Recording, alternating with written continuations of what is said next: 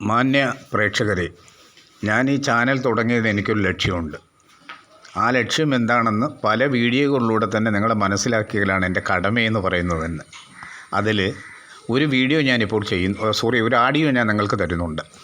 ആ ആഡിയോ നിങ്ങൾ കേട്ടതിന് ശേഷം എൻ്റെ മതപരമായ സമീപനം എന്താണെന്ന് നിങ്ങൾക്ക് അത് മനസ്സിലാക്കാൻ കഴിഞ്ഞേക്കും.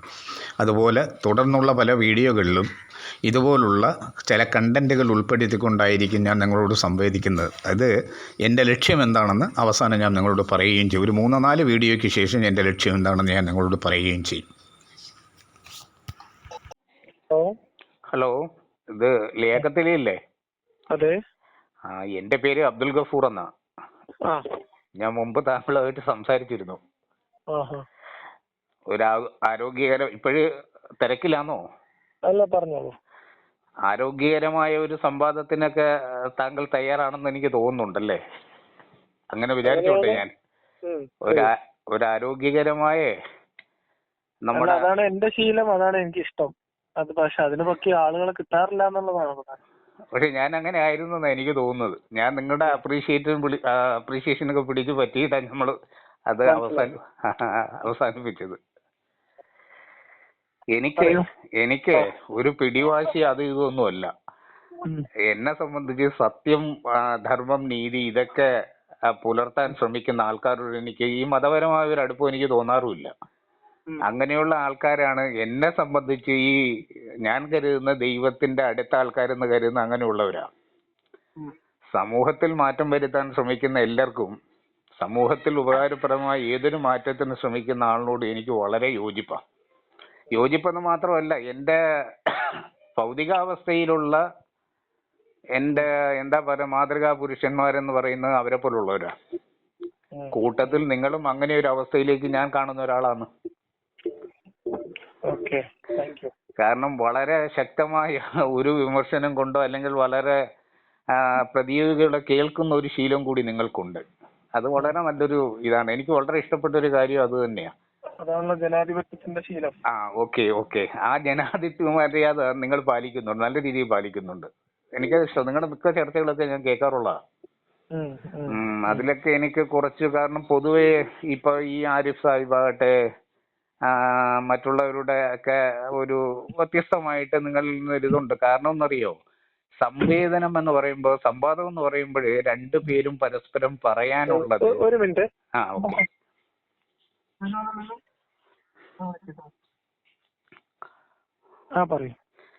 രണ്ടുപേരും പരസ്പരം പറയാനുള്ള അങ്ങോട്ടും ഇങ്ങോട്ടും പറഞ്ഞു വരുമ്പോഴത്തേക്ക് അതിന്റെ ആ ഒരു ഇത്, അതുമല്ല അതിന്റെ കേൾക്കുന്ന ആൾക്കാർക്കും അതിലൊരു താല്പര്യം തോന്നും, രണ്ടുപേരിലും ഒരു താല്പര്യം തോന്നും. അല്ല, ഞാൻ ഈ പറയുന്നത് നിങ്ങളുടെ ഒരു ദൗത്യമുണ്ട്, അത് നിങ്ങൾ വളരെ ഭംഗിയായി ചെയ്യാൻ ശ്രമിക്കുന്നു എന്ന് എന്റെ ധാരണ. പൊതുവെ ആൾക്കാർ എന്ത് പറയുന്നു, ഞാൻ നിങ്ങളെ കുറിച്ച് എന്ത് പറയുന്നു, അത് ഞാൻ അങ്ങനെ ശ്രദ്ധിക്കാറില്ല. കാരണം ഞാൻ നിങ്ങളെ തന്നെ ഒരു വിലയിരുത്തലിന് വിധേയമാക്കാറുണ്ട്. അപ്പൊ ഇതിനകത്ത് വരുന്ന ആരോപണങ്ങളും മറ്റുമൊക്കെ നിങ്ങൾ വ്യക്തിപരമായിട്ട് അത് തീർത്തേക്കെന്നുള്ളൊരു ധാരണയുള്ളവരാ ഞാൻ. അതിന്റെ സത്യാവസ്ഥ നമുക്കറിയില്ലല്ലോ, ഇതെങ്ങനെയാണ് ഏതാണെന്ന് അറിയാം. ആരോപണങ്ങൾ എന്ന് പറയുന്നത് നമ്മൾ ഉത്തരം മുട്ടുന്ന സമയത്ത് മതപരമായ വിമർശനവുമായി ബന്ധപ്പെടുത്തിയിട്ട് ഉള്ള അതിൽ എന്തെങ്കിലും തരത്തില് വ്യക്തിഹത്യ ചെയ്യാനുള്ള ശ്രമത്തിന്റെ ഭാഗമായിട്ട് ഉയർത്തിയ ആരോപണങ്ങളല്ലാതെ വ്യക്തിപരമായി മറുപടി പറയേണ്ട ഒരു ആരോപണം ഇതുവരെ എനിക്കെതിരെ വന്നിട്ടില്ല. അതെന്തെന്നറിയോ, ഒരു മുൻവിധിയോടെയാണ് അവര് നിങ്ങളെ സമീപിക്കുന്ന, ഒരു മുൻവിധിയോടെയാ. ഒരു മതവിമർശനം നമുക്ക് ഉത്തരവാദിത്തമില്ലല്ലോ, നമുക്ക് അതിനകത്ത് ഒന്നും ചെയ്യാനില്ല. അല്ല, അതിൽ കാര്യമില്ല. കാരണം എന്നറിയാം, നിങ്ങൾ ചെയ്യണം, നിങ്ങൾ മുന്നോട്ട് പോകണം. ഞാൻ പറയുന്നു, എവിടെയാണോ നമ്മൾക്ക് ഈ സമൂഹത്തില് സ്പർദ്ധ ഉണ്ടാക്കാൻ ശ്രമിക്കുന്നത്, മതത്തിന്റെ പേരിലായാലും വേറെ എന്തിന്റെ പേരിലായാലും, പരസ്പരം മനുഷ്യരെ അകറ്റാൻ ശ്രമിക്കുന്ന ഏതൊരു സിദ്ധാന്തത്തെയും നമ്മൾ എതിർത്ത് തന്നെ മുന്നോട്ട് പോകണം എന്നുള്ളൊരു അഭിപ്രായക്കാരനാണ് ഞാൻ. അതെ, നിങ്ങളുടെ നിലപാട് ഞാനത് മനസ്സിലാക്കിയത് കൊണ്ടാ. നിങ്ങളോടുള്ള താല്പര്യം ഞാൻ മനസ്സിൽ സൂക്ഷിക്കുന്നു. എന്തുകൊണ്ടാണ് നിങ്ങൾ ചെയ്യുന്ന അതാണ്.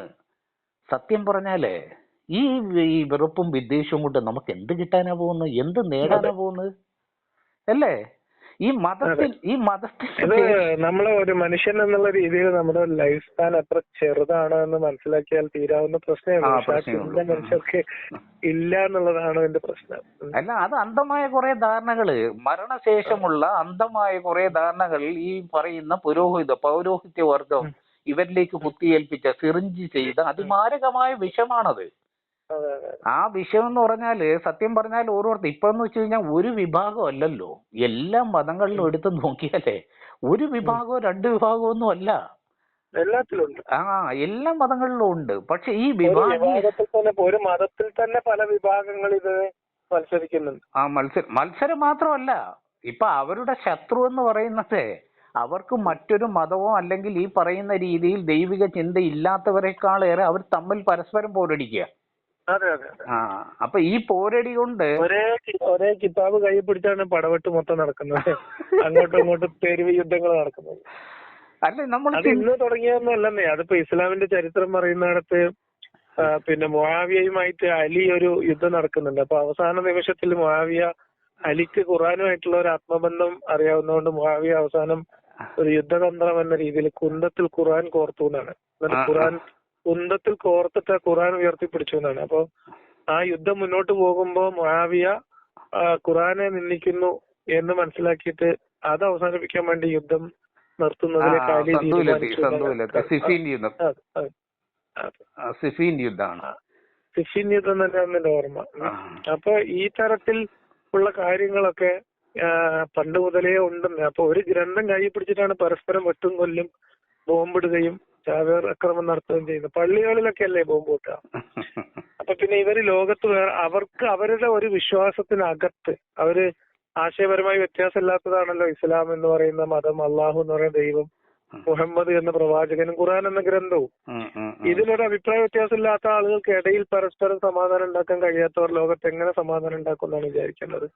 അല്ല, അതാണ് ഞാനേ ഈ പണ്ഡിതന്മാര് ചിലരോടൊക്കെ ഞാൻ സംവേദിക്കാറുണ്ട്. പല പണ്ഡിതന്മാർ അവരോട് ഞാൻ പറയാനുള്ള ഒരു കാര്യമുണ്ട്. നിങ്ങൾക്ക് ഇസ്ലാമിനോട് നിങ്ങൾക്ക് താല്പര്യമുണ്ടെങ്കിൽ, ഖുർആാനോട് താല്പര്യമുണ്ടെങ്കിൽ നിങ്ങൾ ചെയ്യേണ്ടുന്ന ഒരു കാര്യമുണ്ട്. ആദ്യമാണ് ഖുർആനെ മുമ്പിൽ വെച്ച് ഈ വിഭാഗീയ പ്രസ്ഥാനത്തിന്റെ തലവന്മാരെല്ലാം കൂടി ഒരുമിച്ചിരിക്കണം. എന്നിട്ട് അതിന് ഒരു സാരാംശം കണ്ടെത്താൻ ശ്രമിക്കണം, ഒരേ ഒരു അർത്ഥം കണ്ടെത്താൻ കൊടുക്കണം, അല്ലെങ്കിൽ തഫ്സീർ കൊടുക്കാൻ ശ്രമിക്കണം. എല്ലാവർക്കും സ്വീകാര്യമാകുന്ന ഒരു വിശദീകരണം ഖുർആന് സാധ്യമാകാത്ത കാലത്തോളം മറ്റു വേദഗ്രന്ഥങ്ങൾ പരിശോധിക്കാനും അതിനോട് മത്സരിക്കാനും ഇവർക്ക് എന്ത് ധാർമ്മിക അവകാശമുള്ളത്? ഒരിക്കലും കഴിയില്ല, അവർക്ക് കഴിയില്ല. കാരണം എന്തറിയോ, ഓരോരുത്തരുടെ മനസ്സിന്റെ ഔചിത്യം അനുസരിച്ചല്ലേ ഇവർ ഓരോന്ന് ചെയ്യുന്നത്, തഫ്സീർ ഇറക്കുന്നത്. അവർക്ക് യോജിക്കാൻ കഴിയാത്തിടത്തോളം എങ്ങനെയാണ് യാതൊരു സംശയമില്ല മറ്റൊരാളിനെ നമുക്ക് ഇതിലേക്ക് ക്ഷണിക്കാൻ കഴിയുക? ഉള്ളിൽ തന്നെ യോജിക്കാൻ കഴിയുന്നില്ല, പിന്നെ നമ്മൾ മറ്റൊരാളിനെ ഇങ്ങോട്ട് ക്ഷണിക്കുക. അതുമല്ല, അങ്ങനെ ക്ഷണിക്കേണ്ട ഈ കലഹത്തിലേക്കാണ് ക്ഷണിക്കുന്നത്. കലഹത്തിലൊരു പക്ഷം പിടിക്കാനാണ് ക്ഷണിക്കുന്നത്. ഇപ്പൊ ഒരാള് ഇസ്ലാമിലേക്ക് വരിക എന്ന് പറഞ്ഞാൽ ഒന്നുകിൽ സുന്നിയിലേക്കോ അല്ലെങ്കിൽ മുജാഹിദിലേക്കോ ആണ്. ഞാൻ ഒരു കാര്യം പറയട്ടെ, ഇപ്പൊ പുതിയ ഒരാള് ഇസ്ലാമിലേക്ക് വരണമെന്നുണ്ട്, അവൻ ഭ്രാന്തനാകും. കാരണം എന്നറിയോ, സുന്നികളുടെ അടുത്ത് ചെന്നാൽ അവർ പറയുന്നത് വേറെ രീതിയിലായിരിക്കാം, മുജാഹിദുകൾ വേറെ രീതിയിൽ, സലഫികൾ വേറെ രീതിയിൽ, അങ്ങനെ നോക്കിയാല് ഒരിക്കലും അവന് ഒരു യഥാർത്ഥ ഇസ്ലാമിനെ കണ്ടെത്താൻ കഴിയും. ഞാൻ ഈ പണ്ഡിതന്മാരോട് സംവദിക്കുമ്പോഴൊക്കെ പറയാനുള്ള ഒരു കാര്യമാണ്, ഒരാളിനെയും നിങ്ങൾക്ക് ഇസ്ലാമിലേക്ക് ക്ഷണിക്കാൻ യോഗ്യതയില്ല. കാരണം നിങ്ങൾ മുസ്ലിം അല്ല. ആദ്യം എന്താണ് ഇസ്ലാം എന്ന് ഇവർ ഡിഫൈൻ ചെയ്യണം. ധാരണയിലെത്തണം. അത് കൂട്ടായ ശ്രമം വേണം. അത് നടക്കുവോ? നടക്കാൻ പോകുന്നില്ല. ലിയാഖത്ത് സാഹിബിന് തോന്നുന്നുണ്ടോ ഈ ഖിയാമത്ത് ഉണ്ടായാലും ഈ ഒരു കാര്യം നടക്കുമെന്ന് എനിക്ക് തോന്നുന്നില്ല.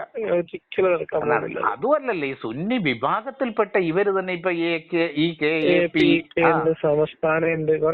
ഇങ്ങനെ പറഞ്ഞിട്ട് ഇവര് തമ്മിൽ കാണിക്കുന്നതോ? എന്നിട്ട് അള്ളാന്റെ പേരിൽ ഇവർ ജനങ്ങളെ ക്ഷണിക്കുക. ഇതിലൂടെ ഇവർ നേട്ടമാക്കുന്ന ഭൗതികാവസ്ഥ എന്താണെന്നുള്ളത് ഇവര് ചിന്തിച്ചിരുന്നുവെങ്കിൽ, ഈ പൊതു ജനം ചിന്തിച്ചിരുന്നുവെങ്കിൽ എന്നേ ഇവരെ അടിച്ചു നല്ല രീതിയിലാക്കേണ്ടുന്ന സമയം കഴിഞ്ഞിട്ടുണ്ട്. കഴിഞ്ഞു. ഇത് മാത്രമല്ല, നമ്മുടെ നാട്ടിലെ ദൈവത്തിന്റെ പ്രശ്നം ഞാനിപ്പോ ഇന്നലെ മിനിഞ്ഞാന്ന് സംസാരിച്ചിരുന്നു. അത് നമ്മുടെ സ്കൂളിൽ പഠിക്കുന്ന കുട്ടികളെയൊക്കെ ദൈവത്തിന്റെ ദൗത്യേൽപ്പിക്കുക എന്ന് പറയുന്ന അത്രയും മ്ലേച്ഛമായ ഒരു ഏർപ്പാട് വേറുണ്ടോ? ഇപ്പോ കുട്ടികള് സ്കൂളിൽ പഠിക്കുന്ന കുട്ടികള് സഹപാഠികളായിട്ടുള്ള മുസ്ലിം കുട്ടികളെ ഇസ്ലാമിലേക്ക് ക്ഷണിക്കാൻ വേണ്ടി പരിശീലനം കൊടുക്കുന്ന പരിപാടികൾ ഇവര് സംഘടനകൾ വ്യത്യാസമില്ലാതെ ഇപ്പൊ ചെയ്യുന്നുണ്ട്. അതൊക്കെ ഈ സമൂഹത്തിൽ ഉണ്ടാക്കുന്ന പ്രശ്നം. അതായത് ഇപ്പോ ഒരു ഹിന്ദു, എന്നോട് പല രക്ഷിതാക്കളും അവരുടെ വിഷമം പറഞ്ഞിട്ടുണ്ട്. അതായത് മുസ്ലിം കുട്ടികള് സൗഹൃദത്തിലുള്ള മുസ്ലിം കുട്ടികള് കുറച്ച് സൗഹൃദം ഒരു നമുക്ക് കുറച്ച് കഴിയുമ്പോൾ സൗഹൃദം ഭയങ്കരമായിട്ട് ആഴത്തിലുള്ള സൗഹൃദത്തിലേക്ക് പോകുമ്പോൾ പിന്നെ മതത്തിലേക്ക് ക്ഷണിക്കലായി മതം ഇവരുടെ മതത്തിൽ അപകർഷത ഉണ്ടാക്കുന്ന തരത്തിലുള്ള സംസാരമായി. അങ്ങനെ കുട്ടികൾ ആ അവസ്ഥയിലേക്ക് എത്തുമ്പോ അമുസ്ലിം കുട്ടികളുടെ രക്ഷിതാക്കൾ ഈ കുട്ടികളെ ഭയത്തോടെ കാണുന്ന ഒരു അവസ്ഥ സമൂഹത്തിൽ എത്ര വലിയ പ്രശ്നം ഉണ്ടാക്കാൻ പോകുന്നതാണെന്ന് അറിയാം. സമൂഹത്തിന്റെ ഇപ്പോഴത്തെ ഏറ്റവും വലിയ വിഷയം ഇതാ. അതാണ്. അപ്പൊ മുസ്ലിം കുട്ടികളുടെ ഭൂരിപക്ഷമുള്ള പ്രദേശങ്ങളിലേക്ക് അല്ലെങ്കിൽ മത സ്ഥാപനങ്ങളിലേക്ക് തങ്ങളുടെ കുട്ടികളെ പറഞ്ഞയക്കാൻ ഹിന്ദു ക്രിസ്ത്യൻ കുട്ടികൾ ഭയപ്പെടുന്ന ഒരു സാമൂഹ്യ അന്തരീക്ഷം എന്ന് പറഞ്ഞാൽ അത് എത്ര വലിയ വിപത്തിലേക്കാണ് വരാൻ പോകുന്നതെന്ന് ഇവർക്ക് ഇതുവരെ മനസ്സിലായിട്ടില്ല. ഇതിപ്പോ ഒരു 10-20 കൊല്ലമായിട്ട് കേരളത്തിൽ സജീവമായിട്ട് നടക്കുന്ന ഒരു പ്രവണതയാണ്. ഇവര് ഹൈസെക് എന്നും അതെന്നും ഇതെന്നും പറഞ്ഞിട്ട് പല പരിപാടികളും ഒരു ഭാഗത്ത് നടത്തുന്നു. അതേ സമയത്ത് മുസ്ലിം കുട്ടികളെ പ്രത്യേകം ഇവരുടേതായിട്ടുള്ള മതപരമായ അന്തരീക്ഷത്തിൽ ഹലാൽ കോളേജുകൾ ഉണ്ടാക്കുന്നു. ഇതൊക്കെ കൊണ്ടുവരാൻ പോകുന്ന വിപത്തിന്റെ ആഴം എത്രയാണ് എന്ന് ഇവർക്ക് മനസ്സിലായിട്ടില്ല. അവര് ഗൗനിക്കുന്നില്ല എന്നുള്ളതാണ്. അത് തന്നെ ഞാൻ സാഹിബിനോട് ഒരു കാര്യം ചോദിച്ചോട്ടെ. ഓക്കെ, നിങ്ങളുടെ ഇതുമൊക്കെ ശരിയാണ്. ഞാൻ ഒന്ന് ചോദിച്ചിരുന്നത് ഈ മതപരമായ ഒരു മാറ്റമേ ഇവർ എന്തൊരു ദൈവത്തെയാണ് മനസ്സിലാക്കാൻ ശ്രമിക്കുന്നത്? ഈ മതത്തിൽ ഒരു മതത്തിൽ നിന്ന് മറ്റൊരു മതത്തിലേക്ക് മാറിക്കൊണ്ട് ദൈവത്തിന്റെ സാമീപ്യം കിട്ടുമെന്ന് തോന്നുന്നുണ്ടോ ഇവർക്ക്? അപ്പൊ രണ്ട് ദൈവമുണ്ടോ? അതാണ് ഞാൻ ചിന്തിക്കുന്നത്. അള്ളാഹു ഓക്കെ വഹു അലാ കുല്ലി ഷൈഇൻ ഖദീർ എന്നാ അല്ലേ? അള്ളാഹു എല്ലാത്തിനും കഴിവുള്ളവനോ ഒരേ ഒരു ദൈവമാണ്, ഒരേ ഒരു അള്ളയാണെന്ന് പറയുന്നു. അപ്പം ഇവർ ഈ പറയുന്ന രീതിയിൽ ഇപ്പൊ ഈ ക്രിസ്ത്യൻ മതത്തിലാകട്ടെ, വേറെ എന്ത് മതത്തിലാകട്ടെ, യഹൂദ മതത്തിലാകട്ടെ, ഷിൻഡോട്ടാവ, ബുദ്ധ, ഏത് മതത്തിലാകട്ടെ, എല്ലാത്തിൻ്റെ ആരാധനാ രൂപം എടുത്തു കഴിഞ്ഞാൽ അതിലെല്ലാം വരുന്ന ഏക ഇലാഹാണ് അല്ലേ? ഏക ആരാധ്യനാണ്.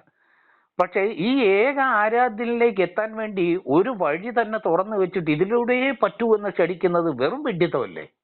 അത് മാത്രമല്ലല്ലോ, ഇപ്പൊ ഈ ഒരു വഴി അവസാനം പറ്റിയ വഴിയാണല്ലോ. ഇതിന് മുമ്പത്തെ വഴികളൊക്കെ പറ്റിയ ദൈവം തന്നെയാണെന്നാണ് ഇവർ പറയുന്നത്.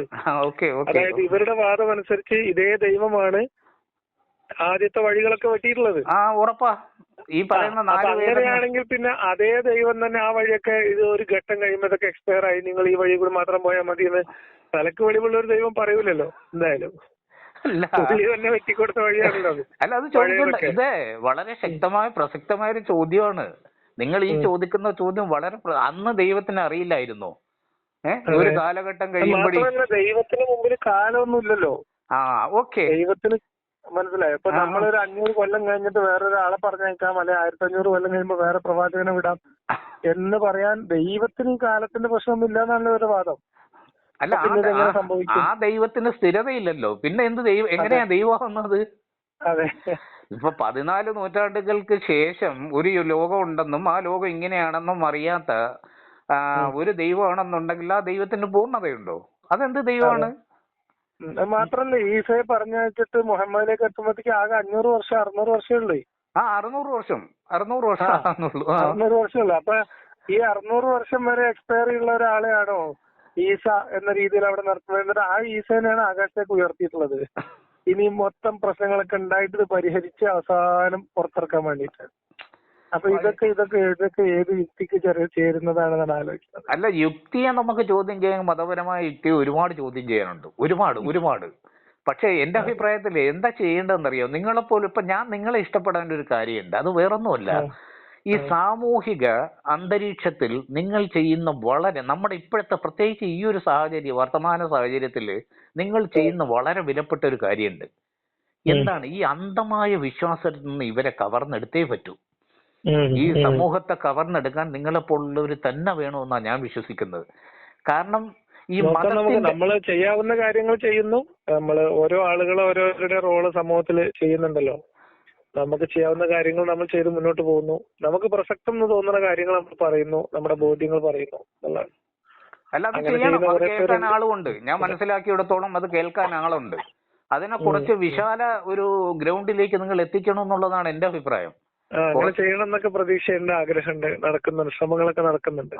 അല്ല, ഞാൻ ആലോചിക്കുന്നത് ഇപ്പൊ ഈ മതേതരം പറയുന്ന ഈ മൊയ്ലിയാക്കന്മാർ എല്ലാ മതത്തിലും, ഈ അച്ഛന്മാരാകട്ടെ, മൊയ്ലിയാക്കന്മാരാകട്ടെ, പൂജാരിമാരാകട്ടെ, എല്ലാ മതത്തിലും ഉള്ളവരും ഞാൻ പറയുക, ഈ മതേതരം പറയുന്നത് നാവ് കൊണ്ട് മാത്രമേ ഉള്ളൂ എന്നേ.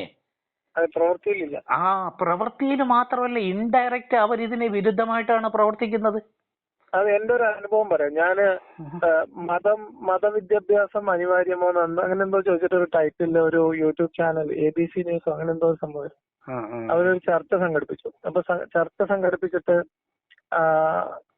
ഈ 3 മതത്തിന്റെ പ്രതിനിധികളും അതിനകത്തുണ്ടായിരുന്നു.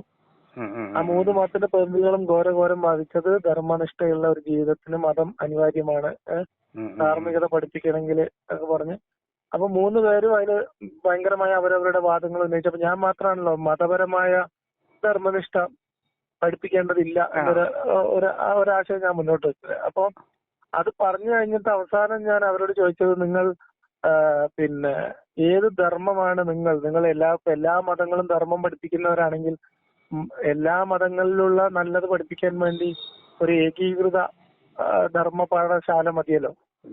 ധാർമ്മിക പാഠശാലകൾ ഏകീകരിച്ച് ചെയ്തൂടെ? ഇപ്പൊ ഹിന്ദു, മുസ്ലിം, ക്രിസ്ത്യൻ കുട്ടികൾ എല്ലാവരും വരുന്നു, ഹിന്ദു മതത്തിന് ധർമ്മം, ക്രിസ്തു മതത്തിന് ധർമ്മം. അപ്പൊ അത് പറഞ്ഞോടുകൂടി പിന്നെ അവർ അടിയായി അങ്ങോട്ടും ഇങ്ങോട്ടും. അപ്പൊ അവരെ സംബന്ധിച്ച് ധാർമ്മികത വേണമെന്ന് പറയും, മതം വേണമെന്ന് പറയും. അത് ദൈവവിശ്വാസം ദൈവനിഷേധം തമ്മിലുള്ള ചർച്ചയിലാണ് ഇവർക്ക് ദൈവവിശ്വാസം എന്നുള്ള സങ്കല്പത്തിൽ നിൽക്കുക. ദൈവവിശ്വാസികൾ മാത്രമുള്ളിടത്ത് എത്തിക്കഴിഞ്ഞാൽ ഞങ്ങളുടെ ദൈവം മാത്രമാണ് ശരി എന്നുള്ള തർക്കത്തിലേക്ക് അവർ പോകും. അല്ലെന്ന് ഇതിനപ്പുറമേ ഇതിനകത്തുള്ള ഒരു സ്വാർത്ഥത നിങ്ങൾ ശ്രദ്ധിച്ചിട്ടുണ്ടോ? ഈ മതത്തിലൊരു സ്വാർത്ഥതയുണ്ട്. അതെ.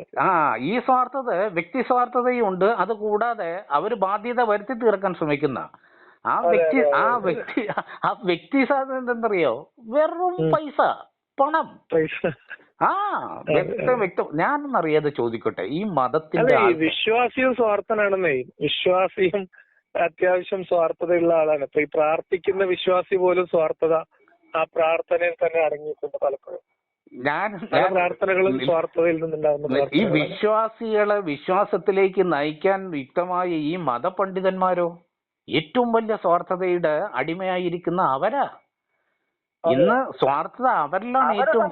മതപണ്ഡിതന്മാരെ സംബന്ധിച്ച് അത് ഇപ്പൊ നമ്മൾ ഈ ഗാനമേളയിൽ നന്നായിട്ട് പാട്ട് പാടുന്ന ആള്, കഥാപ്രസംഗത്തിന്റെ വേദിയിൽ തിളങ്ങുന്ന ആളെന്നൊക്കെ പറയുന്ന രീതിയിൽ മതപ്രഭാഷണ വേദിയിൽ തിളങ്ങുന്ന താരങ്ങളുണ്ട്. അവരൊക്കെ ഒരു പ്രഭാഷണത്തിന് ലക്ഷം മേടിക്കുന്ന ആളെ എനിക്കറിയാം. ശരിയാണ്. 1 മണിക്കൂർ 2 മണിക്കൂർ പ്രസംഗത്തിന് 80,000, 1,00,000, 1,20,000 ഒക്കെ മേടിക്കുന്നവരുണ്ട്. ആ ദിവസം നടക്കുന്ന അല്ലെങ്കിൽ ആ പരിപാടിയിൽ നടക്കുന്ന പിരിവിന്റെ കമ്മീഷൻ കൈപ്പറ്റുന്ന മൂല്യന്മാരുണ്ട്. ഇതൊക്കെ പിരിവ് കൊടുക്കുന്ന ആരാ? പട്ടിണി പാവങ്ങളാണ്. ദുരിതം മാറാൻ പ്രാർത്ഥിക്കാൻ വേണ്ടി പണം കൊടുക്കുന്ന പാവങ്ങളുടെ പൈസയാണ് ഇവർ പങ്കിട്ടെടുക്കുന്നത്. സംഭവം ശരിയാ. അല്ല ഞാനൊരു അടിയുറച്ച വിശ്വാസിയാ. എങ്ങനെയാണ്? അടിയുറച്ച ഒരു ദൈവവിശ്വാസിയാ. ഒരു ശക്തി ഉണ്ടെന്ന് നമ്മളത് മുമ്പ് സംസാരിച്ചതാ. എനിക്ക് ഞാനൊരു വിശ്വാസം. പക്ഷേ എനിക്ക് ഒരിക്കലും ഇതൊന്നും എങ്ങനെയാണ് സമൂഹത്തിൽ ഇത് നിലനിൽക്കുന്നിടത്തോളം കാലം ഒരു മനുഷ്യനും ഈ ഒരു വിശ്വാസത്തിലേക്ക്, ഞാൻ ഈ പറയുന്ന ദൈവവിശ്വാസത്തിലേക്ക് എത്താൻ കഴിയില്ല. ഇവര് സമ്മതിക്കില്ല. ഈ പുരോഹിതന്മാർ സമ്മതിക്കില്ല. എന്താണ് ഇവരുടെ നിലനിൽപ്പ്? ഈ സ്പർദ്ധ ഇങ്ങനെ നിലനിന്ന് പോയാലേ ഇവർക്ക് നിലനിൽപ്പുള്ളൂ, ഇവരുടെ സ്വാർത്ഥ താല്പര്യം സംരക്ഷിക്കാൻ പറ്റത്തുള്ളൂ. ഇവർക്ക് സാമ്പത്തിക താല്പര്യങ്ങളുണ്ട്, സ്ഥാപിത താല്പര്യങ്ങൾ വേറെയുണ്ട്, സാമ്പത്തിക താല്പര്യങ്ങള്, രാഷ്ട്രീയ താല്പര്യങ്ങള്, ബിസിനസ് താല്പര്യങ്ങൾ, ഇങ്ങനെ പല താല്പര്യങ്ങളാണ്. പിന്നെ ഇതിനൊക്കെ പുറമെ അവർക്ക് വ്യക്തിപരമായിട്ട് സമൂഹത്തിൽ കിട്ടുന്ന ഒരു എന്താ പറയാ കിട്ടുന്ന ഒരു ചോദ്യം ചെയ്യാത്തൊരവസ്ഥയുണ്ട്. ഇതൊക്കെ അവര് ഈ പ്രിവിലേജ്, ഇതൊക്കെയാണ് ഇവരുടെ പ്രചോദിപ്പിക്കുന്ന കാര്യം. അതിനിടയിൽ പാവങ്ങളെയാണ് ചൂഷണം ചെയ്യുന്നതെന്ന് പറയാം. ഇപ്പൊ നമുക്ക് പള്ളിയിലെ പരിപാടി നടക്കുന്ന സമയത്ത് ക്യാൻസർ രോഗിയായ പിതാവിന്റെ അസുഖം മാറാന് 1000 രൂപ സംഭാവന മേടിക്കുന്ന മൊയിലിയർക്ക് അറിയാം ക്യാൻസറിന് ചികിത്സിക്കാൻ പൈസക്ക് കഷ്ടപ്പെടുന്ന ഒരു ഫാമിലിയാണത്. അവന്റെ 1000 വാങ്ങാതെ തന്നെ പ്രാർത്ഥിച്ചു കൊടുക്കാലോ. മനസ്സിലായോ? ക്യാൻസറോടെ പിന്നെ സഹിക്കാം. മയ്യത്ത് വീട്ടിൽ പോയിട്ട്, മരിപ്പ് വീട്ടിൽ പോയിട്ട് അവിടെ ദ്വാര ചെയ്തിട്ട് പൈസ പിടിക്കുന്നതിന്റെ ഒന്ന് കാര്യം ഒന്ന് ആലോചിച്ച് നോക്കി. എനിക്കറിയാം ഒരു മൊഴിയാണ്, ഒരു തങ്ങളാണ്. അപ്പൊ തങ്ങളടുത്ത് ഒരാൾ പറയാണ്, വാപ്പ മരണപ്പെട്ട പിതാവിന്റെ ഖബറിൽ പ്രകാശം ഉണ്ടാവാൻ വേണ്ടിട്ട് 100 രൂപ സംഭാവന. അപ്പൊ 100-200. അപ്പൊ ഒലിയാൾക്ക് ഇഷ്ടപ്പെട്ടില്ല. ട്യൂബ് ലൈറ്റ് വാങ്ങാൻ തന്നെ 10-300 രൂപ ആവില്ലേ? 100 രൂപ കൊണ്ട് എങ്ങനെയാണ് ഖബറിൽ ഈ 100 രൂപ കുറഞ്ഞു പോയി. പ്രകാശം പരത്താൻ 100 രൂപ 100 പറ്റില്ല. രൂപ കുറവാണ്. അതേ പ്രാർത്ഥന യോഗത്തിലെ ആളുടെ അടുത്ത് സുഖപ്രസവത്തിന് ഭാര്യ പ്രസവമായിട്ട് ബന്ധപ്പെട്ട ആശുപത്രിയിൽ അഡ്മിറ്റ് ആണ്. അപ്പൊ സുഖപ്രസവം ഉണ്ടാവാൻ വേണ്ടിയിട്ട് 1000 രൂപ. സുഖപ്രസവത്തിനൊക്കെ പ്രാർത്ഥിക്കണമെങ്കിൽ മിനിമം 16 റുപ്യയിലും വേണമെന്നാണ് അയാളെ വാദം. കാരണം കാരണം അത് സിസേറിയൻ ആയാലും എത്ര രൂപ. ഞാൻ പറഞ്ഞത് ലിറ്ററലി സംഭവിച്ച കാര്യമാണ്. അല്ല പബ്ലിക് ഡൊമൈനിലുള്ള ഇത് നിങ്ങളെ ന്യായീകരിക്കുന്നുണ്ട്. ലിയാഖ സാഹിബ്, നിങ്ങളത് പറയേണ്ട കാര്യമില്ലെന്നേ. ഇതൊക്കെ വ്യക്തിപരമായി എനിക്ക് ബോധ്യമുള്ള കാര്യങ്ങളാ. ഞാൻ ഇതിനെ മനസ്സുകൊണ്ടും വാക്കുകൊണ്ടും ഒക്കെ ഒരുപാട് എതിർക്കുന്ന ആളാ. എന്റെ ജീവിതത്തിൽ ഇന്ന് വരെ ഒരു മൊയിലേരെ വിളിച്ച് ഞാൻ എന്റെ വീട്ടിൽ നിന്ന്, ഇപ്പൊ എന്റെ വീടിന്റെ എനിക്ക് തന്നെ അറിയാം. എന്റെ വീട് ഒരു തറക്കല്ലിടാൻ സമയത്ത് എന്റെ വീട്ടിലെ എന്റെ ബന്ധുക്കളൊക്കെ എന്നോട് പറഞ്ഞു, നീ അഹങ്കാരിയാണ്, നീ അങ്ങനെ ചെയ്യരുത്, മുസ്ലിയാരെ വിളിക്കണം. ജീവിതത്തിൽ ഇന്ന് വരെ ഈ വീട് ഞാൻ വെച്ചിട്ട്, ഒരു ചെറിയ വീടാണ് വെച്ചിട്ട് ഇത്രയും കാലമൊക്കെ ആയല്ലോ, ഒരു മുസ്ലിയാരെ ഞാൻ ഇതിനകത്ത് കയറ്റുകയോ അല്ലെങ്കിൽ പാല് കാച്ചിയ സമയത്ത് അല്ലെങ്കിൽ ആ രീതിയിൽ ഞാൻ നേരെ വന്നു. എന്റെ വിശ്വാസം അനുസരിച്ചുള്ള രീതിയിൽ എന്റെ ഭാര്യയും മക്കളുമായിട്ട് ഞാൻ വന്നു. ഇവിടെ വന്നു, ഓക്കെ, അന്നൊരു ഇസ്ലാമാണ്, ഞാൻ മുസ്ലിമാണ് എന്നതിന്റെ പേരിൽ എന്ത് ചെയ്തു, ഒരു ഇച്ചിരി ഖുർആൻ ഓതി ഞാൻ അവിടെ ഇരുന്നു. വേറെ ഒരു പരിപാടിയും ഞാൻ നടത്തിയിട്ടില്ല. എന്റെ മക്കളെ മാർക്കം നടത്തി, സുന്നത്ത് നടത്തി. കാരണം വിശ്വാസികളൊക്കെ നിങ്ങൾ ചിന്തിക്കുന്ന രീതിയിൽ ഇപ്പൊ ദൈവവിശ്വാസികൾ എല്ലാവരും മതഭേദമന്യേ ദൈവവിശ്വാസത്തെ നിങ്ങൾ ചിന്തിക്കുന്ന രീതിയിൽ ചിന്തിക്കാൻ തുടങ്ങിയ നാട്ടിൽ കുറെ സമാധാനം ഉണ്ടാവും. തീർത്തും അവിടെയാണ് നമ്മൾ ചിന്തിക്കേണ്ടത്. അതിലേക്കായിരിക്കണം നിങ്ങളുടെ ശ്രമമേ. നമ്മളുടെ ശ്രമം എന്ന് പറയുന്നത് ഒരാളുടെ വിശ്വാസം മറ്റൊരാൾക്ക് ഉപദ്രവകരമാവാത്ത രീതിയിലായിരിക്കണം എന്നുള്ളതാണ് നമ്മുടെ ഉദ്ദേശം. അത് ഞാൻ എന്റെ പ്രസന്റേഷൻ തുടങ്ങുന്ന സമയത്ത്, എന്റെ ഫസ്റ്റ് പബ്ലിക് അപ്പിയറൻസിൽ ഞാൻ പറഞ്ഞിട്ടുണ്ട്, മതമുള്ളവനും ഇല്ലാത്തവനും വ്യത്യസ്ത മതവിശ്വാസം ഉള്ളവരും ഒക്കെ സമാധാനത്തോടെ പരസ്പര ബഹുമാനത്തോടെ ജീവിക്കുന്ന ഒരു സമൂഹം ഉണ്ടായി വരണം. അതുവരെ നമുക്ക് ഈ കാര്യങ്ങളിൽ പറയാനുള്ള കാര്യങ്ങൾ പറഞ്ഞുകൊണ്ടിരിക്കും. അല്ല, ഇതിനെതിരെ ശക്തമായി എന്തെന്നറിയോ, നിങ്ങളൊരു എന്താ പറയുക, ഒരു സഭ ഇതില് അല്ലെങ്കിൽ ഒരു അവസ്ഥ നിങ്ങൾ ഇത് ഉണ്ടാക്കിയെടുക്കണം.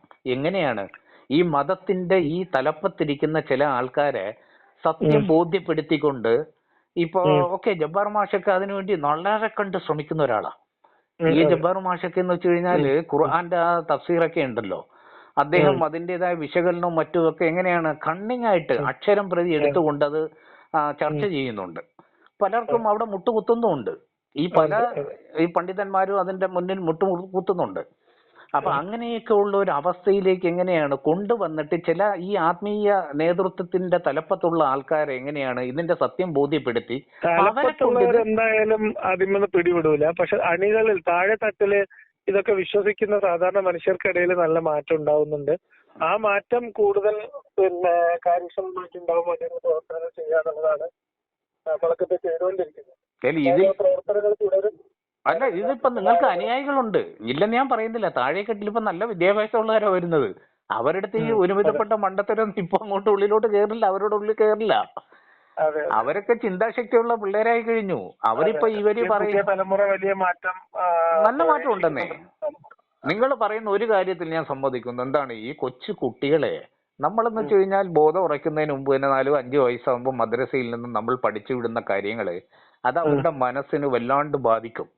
അത് മാത്രമല്ല, ഇപ്പൊ അവര് കുറച്ചുകൂടി ഇളയ പ്രായത്തിലേക്ക് മാറ്റിയിട്ടുണ്ട്. അതായത് 3 വയസ്സ് മുതലാണ് അൽഫിത്ര, അതേമാതിരി അൽബിർ എന്നൊക്കെ പറഞ്ഞിട്ടുള്ള കുറച്ച് പുതിയ സംവിധാനങ്ങൾ വന്നിട്ടുണ്ട്.